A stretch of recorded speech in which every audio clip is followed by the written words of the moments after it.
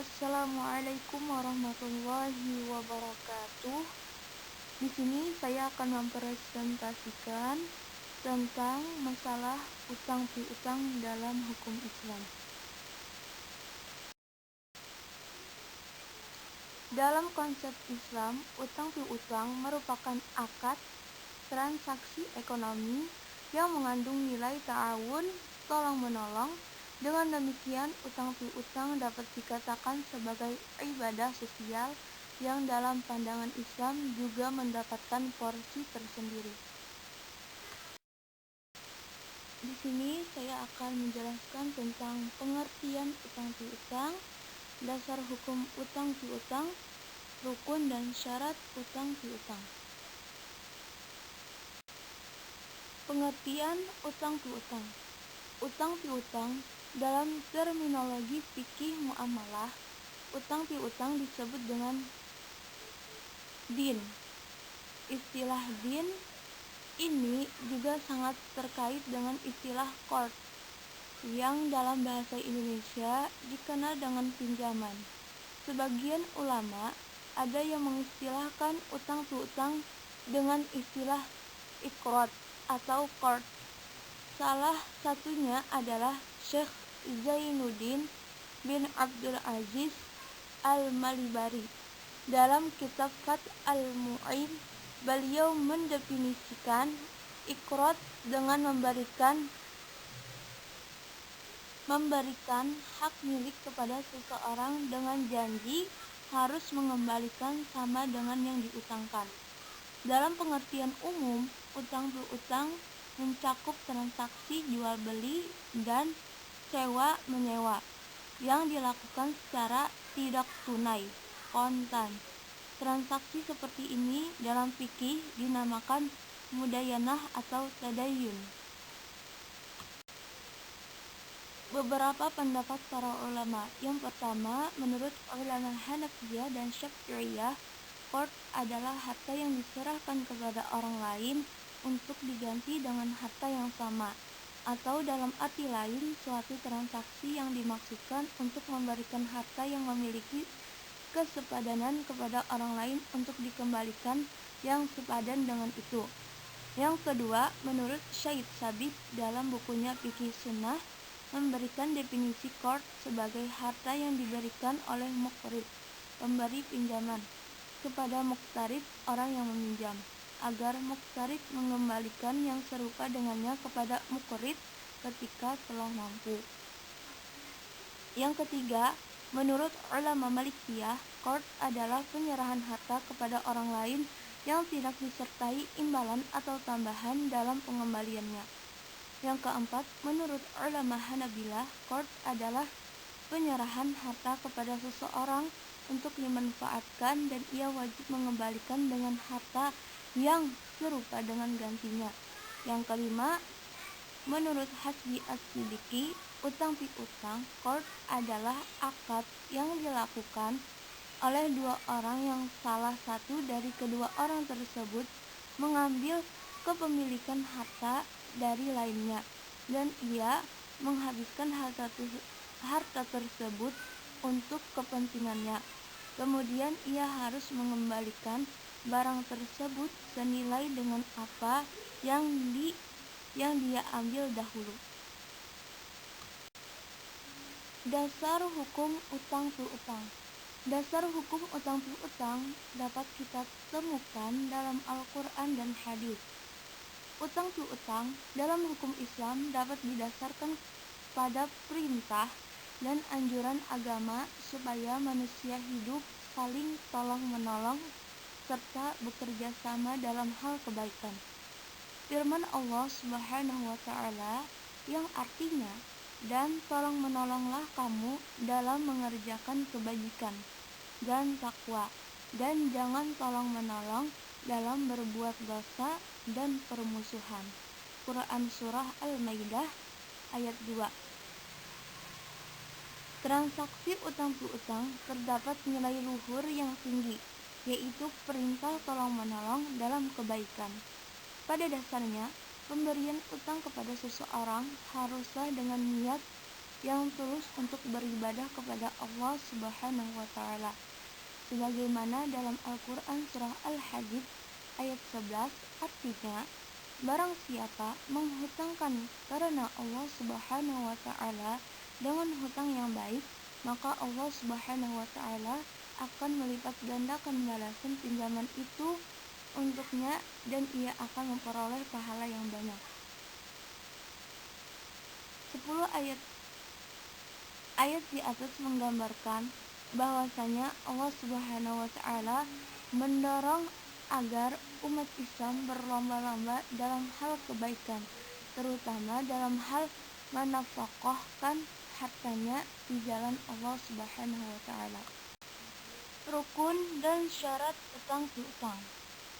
Dalam utang piutang, terdapat pula rukun dan syarat seperti akad-akad yang lain dalam muamalah. Adapun rukun dan syarat utang piutang, sendiri ada 3, yakni 1.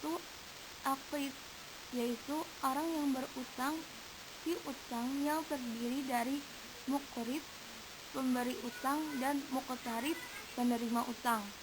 Yang kedua, ma'quf alaih, yaitu barang yang diutangkan.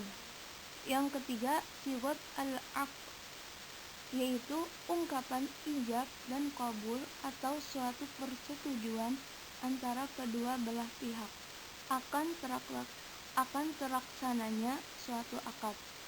Demikian juga menurut Khairuman Pasaribu bahwa rukun utang piutang ada 4 macam, yaitu orang yang memberi utang, orang yang berutang, barang yang diutangkan, objek, utang ijab dan qabul, kapas.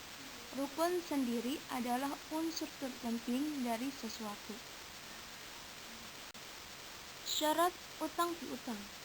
Syarat adalah persyarat dari sesuatu tersebut.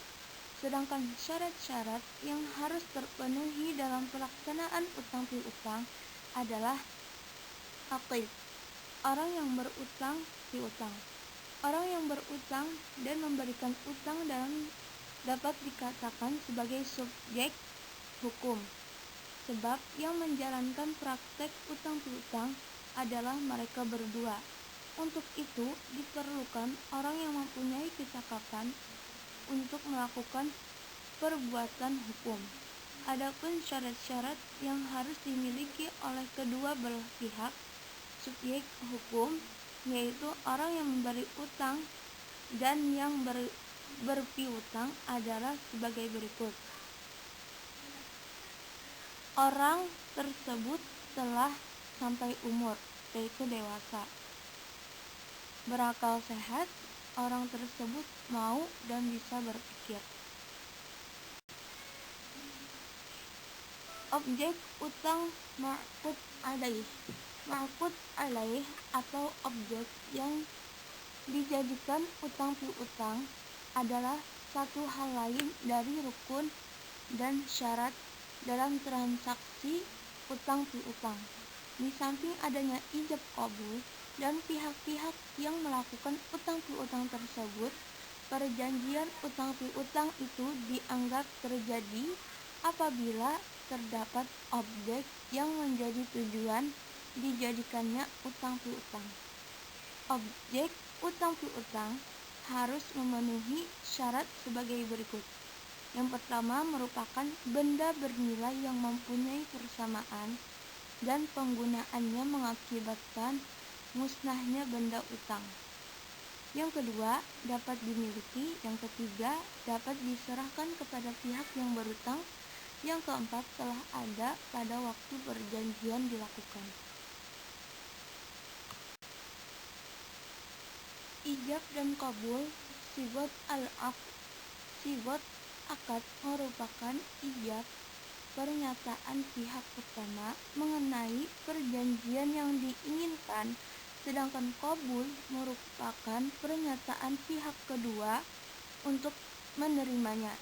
Sigot akad dapat dilakukan secara lisan, tulisan, atau isyarat yang memberikan pengertian dengan jelas tentang adanya ijab dan qabul. dan dapat juga merupakan perbuatan yang telah menjadi kebiasaan dalam ijab kabul. Sigot akad sangat penting dalam rukun akad. Syarat-syarat yang harus dipenuhi dalam akad qard adalah sebagai berikut. Besarnya pinjaman qard harus diketahui takaran atau jumlahnya. Sifat pinjaman qard harus diketahui jika dalam bentuk hewan. Pinjaman qard berasal dari orang yang layak diminta pinjaman.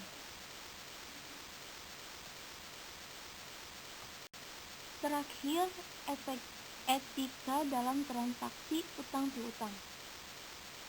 Di samping adanya syarat dan rukun sahnya utang piutang, juga terdapat ketentuan-ketentuan mengenai adab atau etika yang harus diperhatikan dalam masalah utang piutang qard, yaitu utang piutang harus ditulis dan dipersaksikan. Yang kedua, etika bagi pemberi utang muqrid. Yang ketiga, etika bagi orang yang berhutang muqtarid. Contoh etika bagi pemberi utang muqrid yaitu orang yang menghutangkan wajib memberi tempo pembayaran bagi yang meminjam agar ada kemudahan untuk membayar. Contoh yang lain, jangan menagih sebelum waktu pembayaran yang sudah ditentukan. Hendaknya menagih dengan sikap yang lembut dan penuh maaf. Memberikan penangguhan waktu kepada orang yang sedang kesulitan dalam melunasi utangnya setelah jauh tempo. Dan salah satu etika bagi orang yang berhutang yaitu muqtarid, diwajibkan kepada orang yang berhutang untuk segera mungkin melunasi utangnya tatkala ia telah mampu untuk melunasinya. Sebab orang yang menunda-nunda pelunasan utang padahal ia mampu, maka ia tergolong orang yang berbuat zalim. Sebagaimana sabda Nabi Shallallahu Alaihi Wasallam, artinya melambatkan membayar hutang padahal dia mampu, maka termasuk zalim. Hadis riwayat Bukhari Muslim. Sekiranya sampai di sini presentasi saya, semoga bermanfaat bagi kalian yang mendengarkan. Akhirul kalam, wassalamualaikum warahmatullahi wabarakatuh.